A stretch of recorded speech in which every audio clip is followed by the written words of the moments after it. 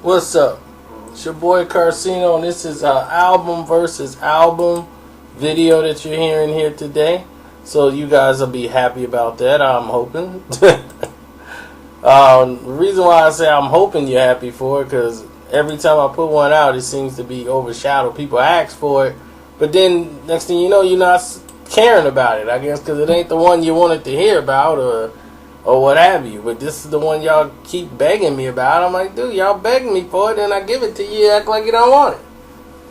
Like children. But this is Master P Ghetto Dope, Ghetto Dope versus Juvenile 400 Degreez. What people don't know is that they was out at the same time. But people didn't gravitate to them like, like that. But to me, 400 Degreez it put Cash Money on the map because they really both blew at the same time. Master P didn't really have his breakout until 97. When he had, "Is there heaven for a gangster? Gangster, gangster. Is there heaven wasn't born in the ghetto?" Tupac said there's heaven for a G. I wonder if there's a ghetto in a place like me. When he came out with that, everybody in Big died like right after that happened. Like when the CD came out, Big died like 3 days later or something like that. And the movie was at the movie theater.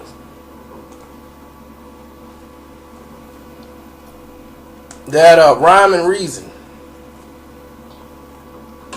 Then they put that as part of the promotion. See Biggie in his last performance in Rhyme and Reason. I'm like, well, that's low down.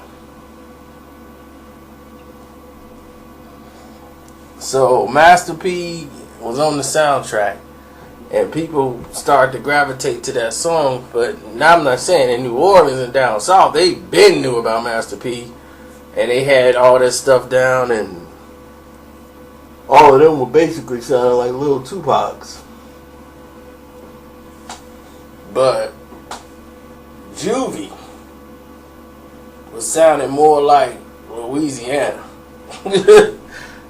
So when Master P crossed over and made the splash everywhere and he started to come up, when Ghetto Dope came out, this was like his coming out party. It's like, okay, we like that.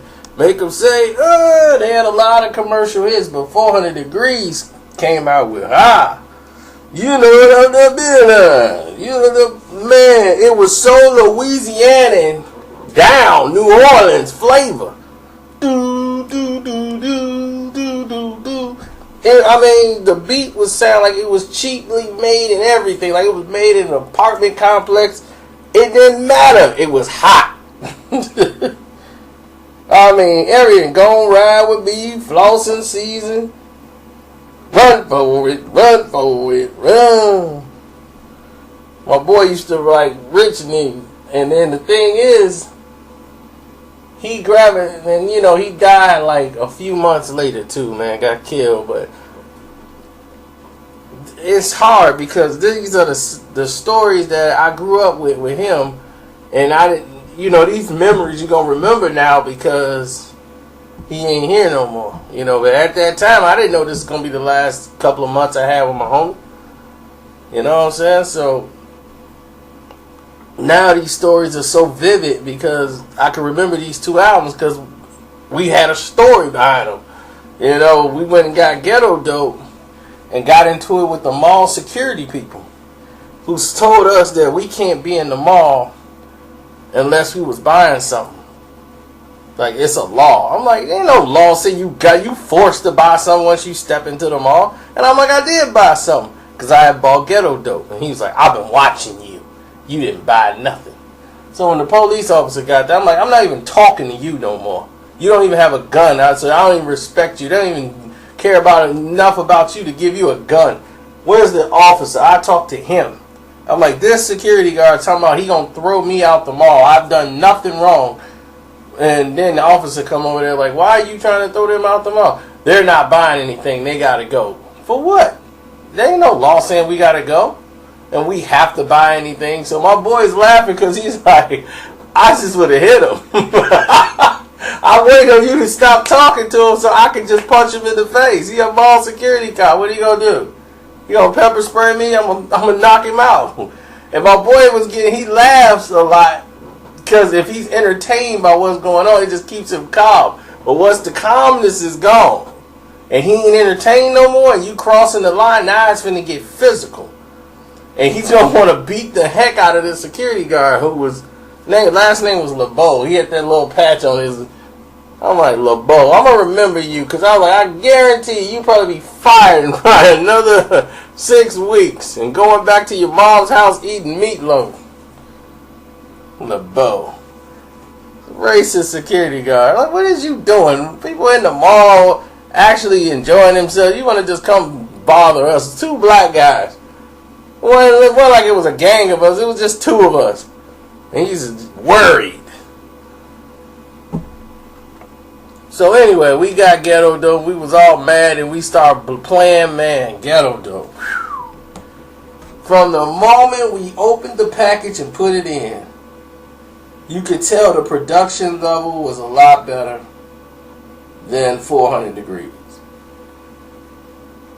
I mean, it don't make it like this is the best album ever because of the production. I've seen albums that have big budgets and sound terrible and just not good. So it just sounded like it was more organized and they were more prepared. So when they did this, it was like they had a bunch of flavors so everybody can get into. Like they let we want that weed and money.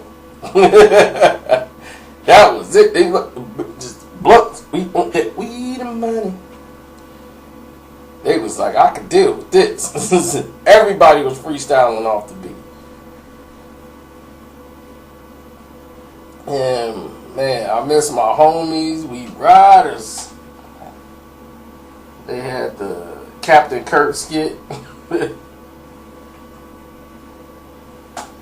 Man.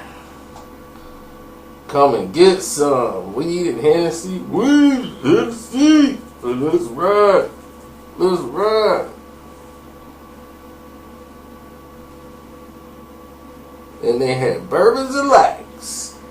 I mean, Ghetto Dope was just everything from the ghetto. After dollars, no cents. You know, you had all of these different elements involved in bringing this New Orleans into the mix. Ghetto Dope just had, because they had Make 'Em Say and P had this avenue with distribution and everything, it made for a more, how can I say, more commercial success. But what Cash Money did was use this as a platform because they had commercial success from Juvie. It opened a lot of doors for them. But it just wasn't as big as No Limit was. It didn't do the units, but it opened the door for Cash Money to come in with a whole lot of work. And they had a lot of artists and they had a lot of energy. And they had guys who was working harder than Master P and his group. They had been making albums for a while, but Cash Money was grinding more. They were trying to get into the game hard and do it, you know, knock down the ceiling to get to the major platforms to where the Midwest, the East Coast, and everyone else would, you know, start paying attention to them. They could start getting those spins. So some of the moves that Master P made, these guys started to emulate too.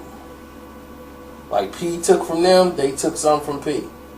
When P blew up and started doing these things with the little movies and stuff, that's when they was like, boom, that's what we finna do. We finna get these, you know, movies going and do that. You know, and then the Hot Boys incident when Master P came out with the Hot Boys movie, that just screwed everything up. Because that was what Cash Money was finna do. They were the Hot Boys. And they had the song Hot Boys, and then now he made a movie called Hot Boys. It was a slap in the face to Cash Money, and rightfully so. Now you didn't took the name, but P is thinking more like a business name, a man, you know, than right or wrong. He thinking of it as a, well, this is business. Now I took it and incorporated Hot Boys, the movie. So now when they Hot Boys out here rapping, now the movie Hot Boys, people gonna think of Master P movie. You know, now, you know, you done created confusion. That's the reason why they movie came out called Ballin' Blockers or whatever. Baller Blockers. You know, just the name didn't sound right. The movie was retarded. But I bought it, so I guess it worked. But yeah, these two albums here was monumental because this album sold, I don't know how much, Make 'Em Say and Ghetto D sold like 4 million and all that stuff. And you know, even though 1 million was sold by 400 Degreez, I'm a lean more towards Ghetto D with this one. But I do love 400 Degreez. I even love, that was one of my favorite songs on the album was 400 Degreez. Juvenile. But once he had his commercial radio success, boy, they were the first ones to deal with Jay-Z too. Baby had a paper bag full of money and gave it to Jay-Z so he'd get on the remix.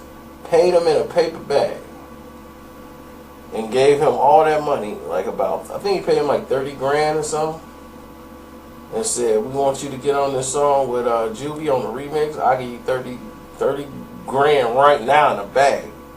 And the next thing you know, Jay-Z was on it. On the remix. High remix with Jay-Z. Because Jay-Z had just blown up. So anything Jay-Z at the time was like, whoa, Jay-Z just blown up. And here's 30 grand in the bag. Y'all in some deep... You gotta peep the remix. Oh yeah. These boys got guns that go brack, brack, brack. Where the paper at? Man, I mean, it was like no structure to the rhyme, none. He just went in there like, I knocked this out for y'all, no problem. You keep your body clean, huh? You ain't allowed to see, huh? You know you ain't let nobody punk you, huh? Chicks even thought I started looking like, you look like Juvenile. He's cute. I'm like, all right. So I told I look like Gucci, Cuba Gooding Jr. I mean, it's a long list, you know. The people I look like. Oh yeah, Neo, that's my favorite. You look like Neo. I'm like, okay. Gotta love the Burbs, man. How about